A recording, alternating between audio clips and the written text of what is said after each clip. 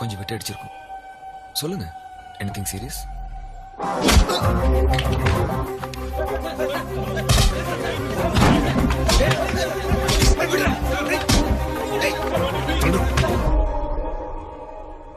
எல்லாம் ரம்யா கேஸ் விஷயமா தான். உள்ள போய் பேசலாமா? நாம இருந்தாலும் ரம்யா கேஸ் நீங்க விட மாட்டீங்க போல இருக்கு. கேர்லெஸ்ஸா விட்ட ஒரு விஷயம் தான் இது வரைக்கும் கொண்டு வந்து விட்டுருக்கு. பட் சைக்கலாஜிக்கல் ஃபேக்ட் என்னன்னா, தற்கொலை பண்ணிக்கணும்னு நினைக்கிறவங்களுக்கு தூக்கு மாத்திரை சாப்பிட்றதுக்கு ஒரு கிளாஸ் தண்ணி போதும். ஆனா கொலை பண்றவங்களுக்கு தான் அவங்களுக்கு தெரியாம தூக்கு மாத்திரை கலந்து கொடுக்கணும்னு நினைச்சா காஃபில கலந்து. நீங்க சாப்பிடுங்க, ஜஸ்ட் 1 கப் காஃபி தானே.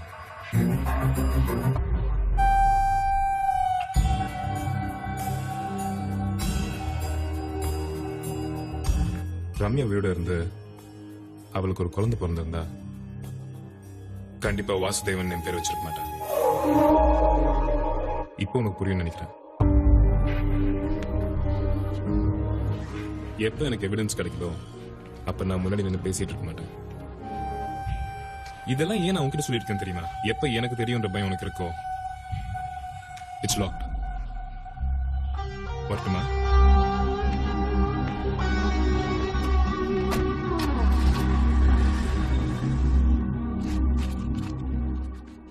சோ அவன் உன்னை பார்க்க தான் வந்திருக்கான். ரம்யா ஃபிளாட்டுக்கு போல. அப்ப ஸ்டேட்மெண்ட் எப்ப கொடுக்க போற? வேண்டாம், எங்க அப்பா அம்மாக்கு தெரிஞ்ச பிரச்சனை ஆயிடும். இதே உங்க வீட்டுல காலேஜ்ல ஸ்டேஷன் வச்சு விசாரிச்சிருந்தா நான் உயிரோட இருக்க மாட்டேன். இப்போ ஒரு பொண்ணு உயிரோட்ல தெரியுமா? நான் கோயிலுக்கு போகணும், டைம் ஆச்சு. சிகரெட் பிடிக்கிறது தப்பு தான். ஆனா நம்மள பாதிக்கிறதோட மத்தவங்களை பாதிக்காம பாத்துக்கணும். சின்ன பொண்ணு விடுறேன், போ.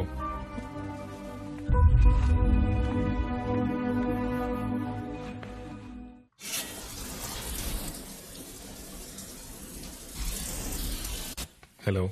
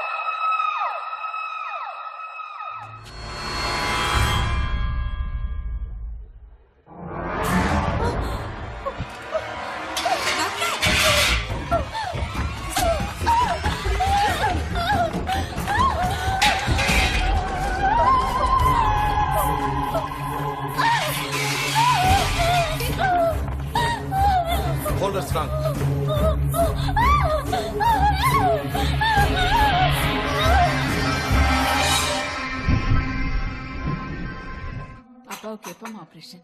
மண்டே மார்னிங் 8 o'clockனு ஃபிக்ஸ் பண்ணியிருக்காங்க.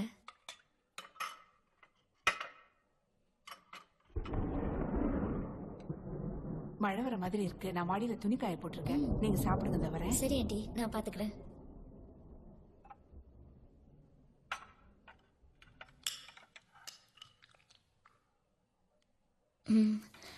அக்கா கேஸ் எப்படி போயிட்டு இருக்கு வாசு? இல்ல அத்திம்பில் கேட்டாரு. தெரியாம உங்ககிட்ட கேட்டிருக்காரு பாரு. என்ன சொல்றீங்க? எனக்கு புரியல.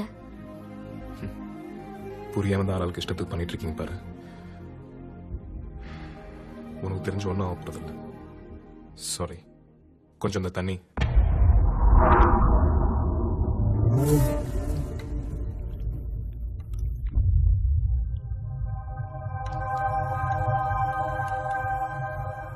திவ்யா, ரம்யா,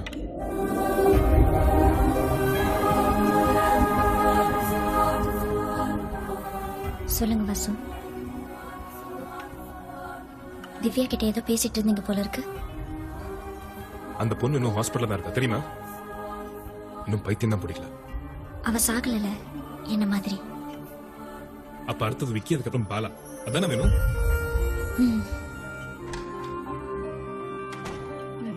இப்பதான் காய போட்டேன். அதுக்குள்ள மழை வந்துருச்சு. எப்போ வந்து எப்போ போகுதுன்னே தெரியல. என்ன எதையுமே சாப்பிடாம அப்படியே வச்சிருக்கீங்க? நீயாவது எடுத்து போடுங்க திவ்யா. ஐயோ, என்ன உடைஞ்சதுன்னு தெரியலையே.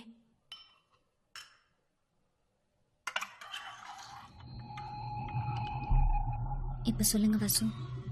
அப்ப எல்லாத்துக்கும் காரணம் பாலா. முதல்ல அவனை கொல்ல வேண்டியதானே? எனக்கு தெரியும் ரம்யா, உனக்கு நான் மட்டும் நம்பினா பார்த்தாது. இங்க இருக்கிற எல்லாருமே நம்பணும். ஆனா சொசைட்டில உங்க என்ன பேர் கிடைச்சது தெரியுமா?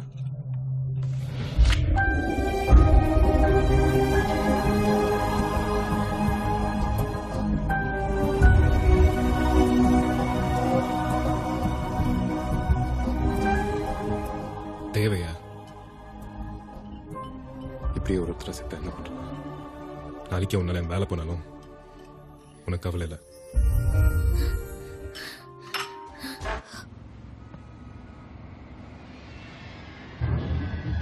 பாலா, என்னடா? வாசு ரம்யா கேஸ் விட மாட்டோம் போல் இருக்கு. வாசு ஒரு போலீஸ் ஆபீசர். அவன் வேலையை பண்றான். நாம நம்ம வேலையை பண்ணிட்டு போவோம். அவனை சந்தேகப்படுறான். நீ யோசிக்கிற பாட்டா, நீ தான் அந்த கொலை பண்ண மாதிரி பயப்படுறா. சொன்னாலும் சொல்லாட்டியும் கொலை பண்ணது நான் தான்.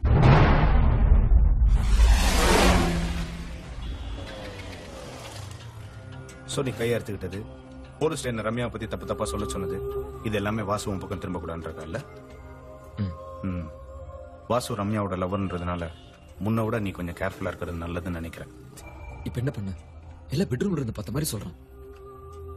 எப்படின்னு தெரியல. ரம்யா சொல்லிருப்பா. பின்ன என்னடா பின்ன பண்றதையும் பண்ணிட்டு it's a shock to me, you know. Okay, relax.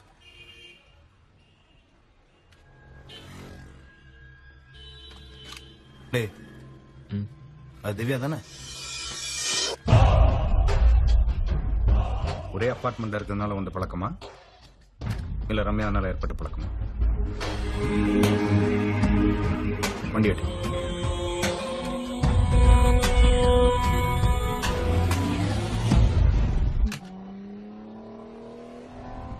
Ramya போயிட்டா லைஃப்ல எல்லாமே போயிட்டு அர்த்தம் கிடையாது. திவ்யா இருக்கா. என்னடா சொல்ற? திவ்யா கல்யாணம் பண்ணிக்கோ. ஐ மீன் யுவர் லைஃப் பார்ட்னர்.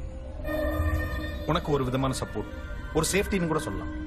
நாளைக்கு உனக்கு எந்த பிரச்சனையும் வரக்கூடாதுன்னா take her on your side.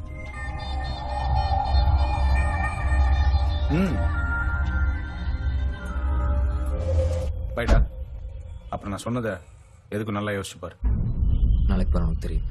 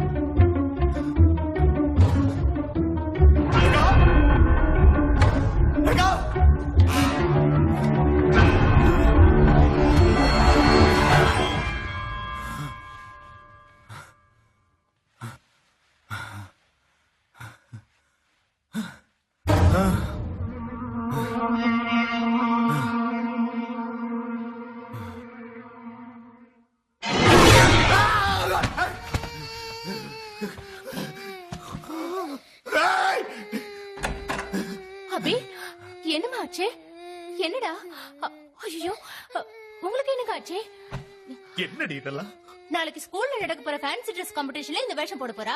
அது ஆசாசியா உங்ககிட்ட காட்டணும்னு ஓடி வந்தா இப்படி பேய் பிடிச்ச மாதிரி கதை பயமுறுத்துறீங்களே குழந்தைய. ஆமாண்டி, எனக்கு தான் பேய் பிடிச்சிருக்கு. போறதுக்கு வேற வேஷமே கிடைக்கலையா? போடி. உங்களுக்கு என்ன ஆச்சுன்னு தெரியல. நான் போய் மெடிசன் எடுத்துட்டு வரேன். நீ வட செல்லம்.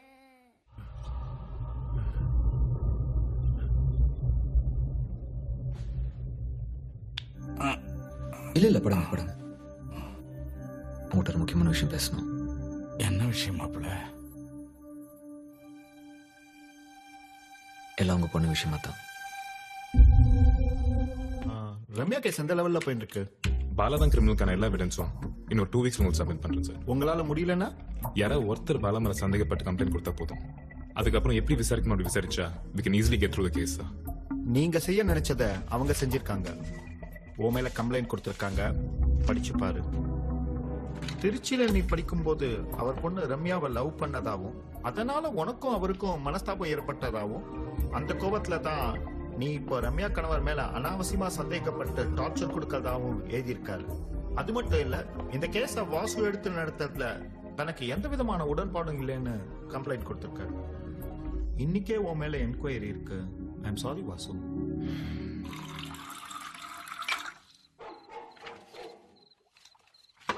எங்க போனாலும் அவ இருக்க மாதிரி இருக்கு. நீ யார சொல்ற? ரம்யா ஆபீஸ்க்கு போனா, வீட்டுக்கு வந்தா, ஏன் இங்க இப்ப கூட அவ இருக்க மாதிரியே இருக்கு. நீ தான் இருக்காருன்னு சொல்லிட்டு இருக்க. இங்க நீ, நான், அப்புறம் இதுதான். இது தவிர வேற யாரு இருக்கா சொல்லு? டேய், ஆஃபீஸ் வீட்ல இருந்து டென்ஷன் வந்து உன்னை கெஸ்ட் ஹவுஸ் கூட்டு வந்தேன். இங்கேயும் விட மாட்டேங்கிற. இங்க பாரு, ரீமாடலிங் பிசினஸ்ல என்னோட 100 கஸ்டமர்ஸ் கம்ப்ளீட் ஆனது. அப்புறம் என் விஷயத்துல வாசோட பிரச்சனை பாதி முடிஞ்சது. இவ்வளோ இருக்கு. என்ஜாய் பண்ணுவியா? அதை விட்டுட்டு. டேய், உனக்கு தெரியலையா? உன்னை சுத்தி இருக்கவங்களா சாகும்போது உனக்கு தெரியலையா? காரணம் ரம்யா தானே. நீயும் சாக போறடா அவ கையால. 12 வயசுல எனக்கு தண்ணியில் கண்டன்னு சொன்னாங்க. அப்ப சாகாதான் இவ கையில சாக போறனா?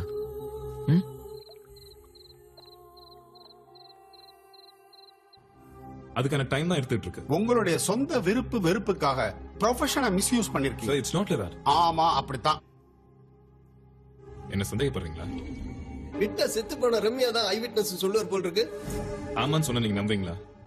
ஆமாண்டா, நீ பண்றது அப்படிதான் இருக்கு. அவ கையால சாவல்னா என்ன? திவ்யா இருக்கல்ல, அன்னைக்கு பார்த்தல்ல, திவ்யாவே வாசுவையும் ஒண்ணா. அவனுக்கா உனக்கு ஆப்போசிட்டா மாறினா அப்ப என்ன பண்ணுவ? அவ அப்படி பண்ண மாட்டா.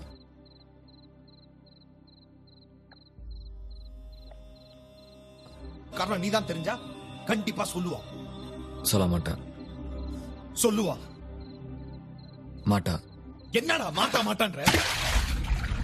கண்டிப்பா சொல்லுவா. ஏன் ஒரு பேச்சுக்கு நானே சொல்லிட்டா?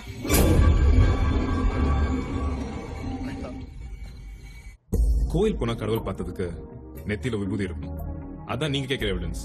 ஆனா அதே கடவுள் நான் உண்மையை பார்த்தாலும் நீங்க நம்ப மாட்டீங்க. அந்த மாதிரி தான் சார் இதுவும்.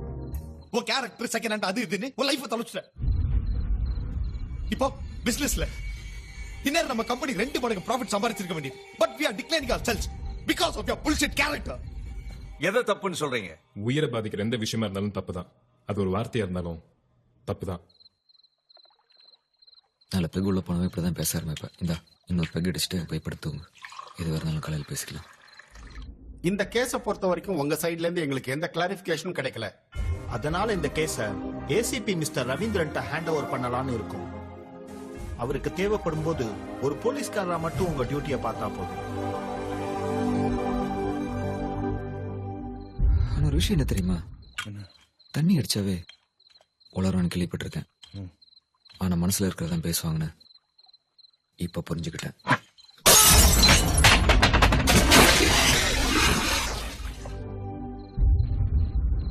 சைக்காலஜி பத்தி பேசினேன், ஆனா என் கேரக்டர் பத்தி புரிஞ்சுக்காம போயிட்டேன். ஆனா அவனு ஒருபடியா சொன்னேன், திவ்யா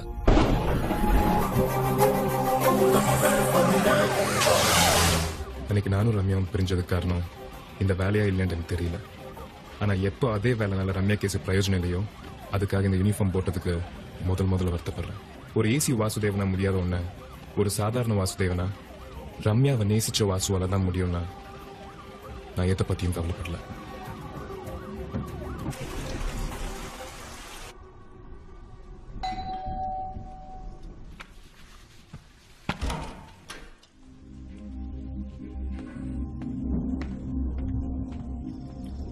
திவ்யா, நான் பேசுறேன். உனக்காக தாண்டா வெயிட் பண்ணிட்டு இருக்கேன். எங்கடா இருக்க?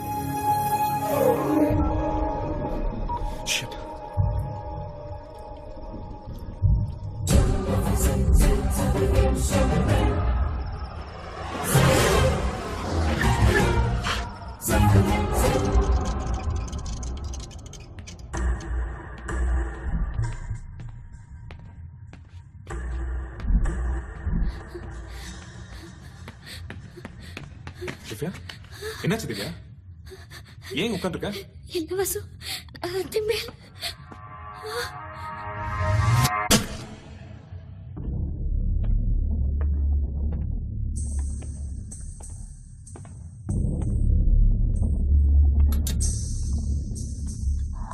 நான் ஏன் இப்படி நல்லவன கெட்டவன யோசிக்கிறியா?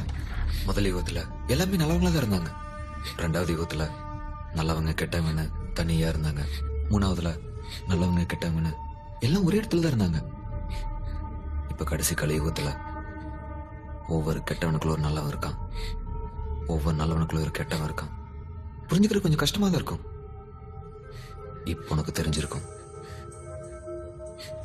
அது எப்படி உனக்கும் அக்காளுக்கும் ஒரே டேஸ்ட் அவன் மேல? அவனை லவ் பண்றியா?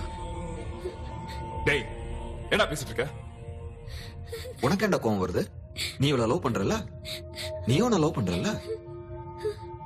மாமாட்ட சொல்ல 2 பேத்தையும் சேர்த்து வைக்க சொல்றேன். கல்யாணம் பண்ணிக்கோ, சந்தோஷமா இருங்க.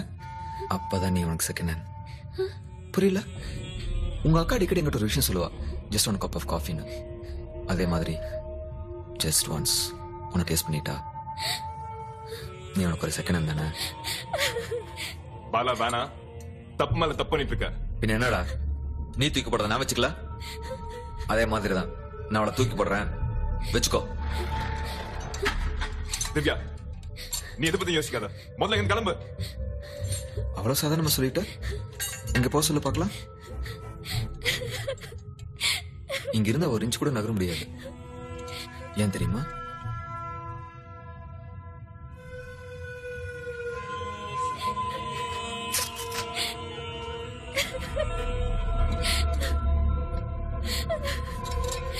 எது செஞ்சாலும் சம்திங் டிஃப்ரெண்ட், புதுசா இருக்குல்ல?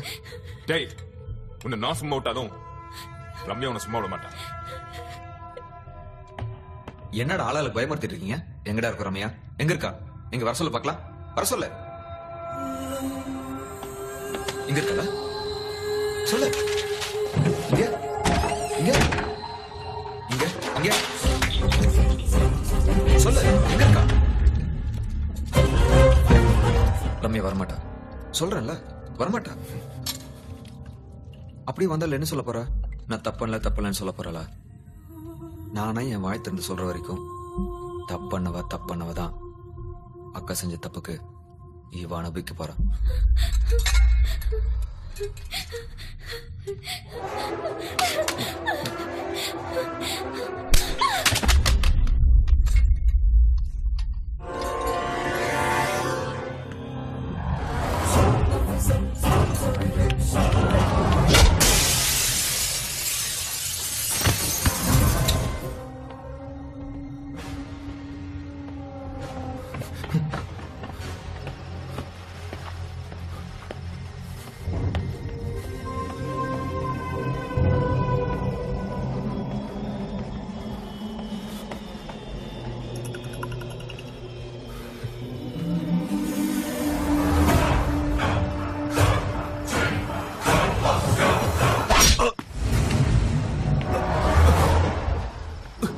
ரம்யாவோட சாவை என் கண்ணால பார்த்தேன்டா. அதே மாதிரி உன்னோட சாவை என் கண்ணால பார்க்கணும். பாரு பாருடா.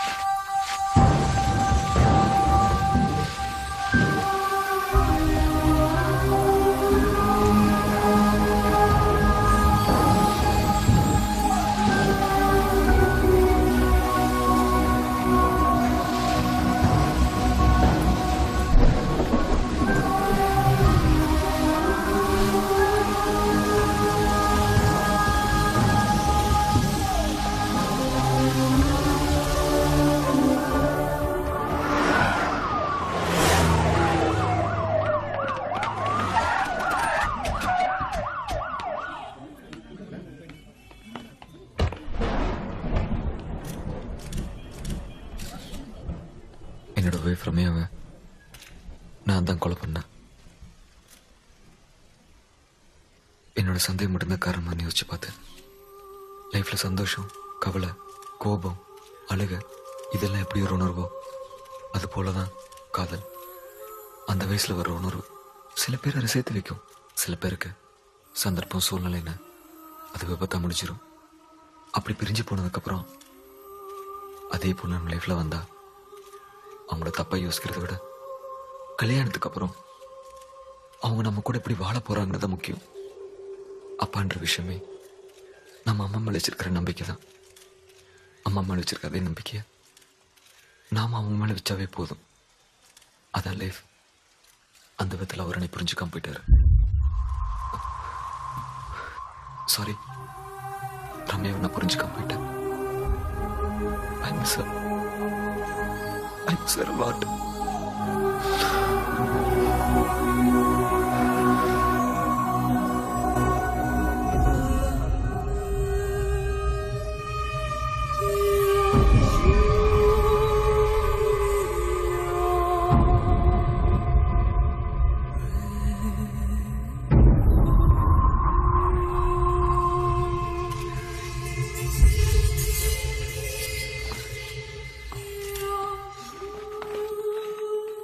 கதையோ நிஜமோ தெரியல, ஆனா கதையில கூட சீதை தன்னை ப்ரூவ் பண்ணிக்க தானே தீ குளிச்சா. இன்னைக்கு ரம்யாவோட நிலைமையும் அதான்.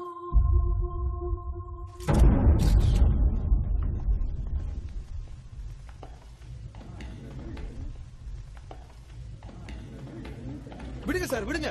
நான் கொலை பண்ணல. நான் கொலை பண்ணல சொல்றேன்ல. ப்ளீஸ் என்ன விடுங்க. எங்க கூட்டி போறீங்க?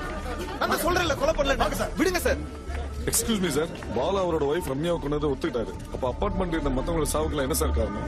ஈரம். அவங்க மனசுல ஈரம் இல்லாததுதான் எல்லாத்துக்கும் காரணம். That's enough. சார் தேவையில்லாம ஆர்கியூ பண்ணிட்டு இருக்காதீங்க. முதல்ல ஜிம்ல இருங்க. சார் விடுங்க சார். நான் கொலை பண்ணல நெத்திரத்துல சொல்றேன். ப்ளீஸ் சார், நம்ம கோர்ட்ல பாத்துக்கலாம்.